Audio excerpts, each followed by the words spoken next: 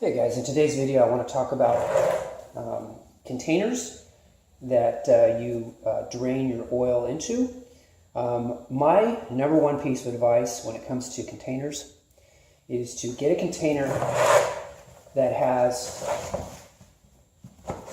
a grate at the top, and that's so when you undo the drain plug, if it slips and you drop it, it just falls right onto this screen here. The oil goes in, the drain bolt falls onto the screen, and you can just pick it out like that.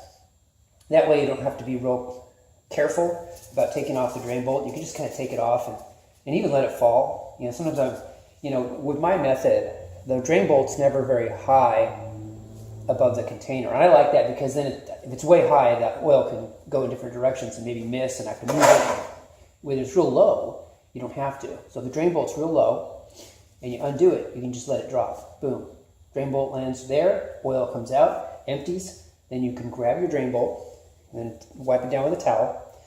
And mine are all magnetic, so I can take a look at it and see, how much metal shavings is on the magnetic tip. And so it's a real good system. You want one that has a screw-on lid. And this is a Blitz, but there's tons of manufacturers of these things. And then here, all you do is undo this and pour it into your long-term storage container to take it to the recycling center. So anyway, guys, that's my big tip for today. I see a lot of these guys just with a big pan, and hey, that's better than nothing. But you drop that bolt into the pan, and then you're having to fish around for the bolt, the drain bolt, and it's just kind of a pain. So anyway, this is a better system. And that's all I have for you today. If you like these videos, please like and subscribe, and we will talk to you guys on the next video.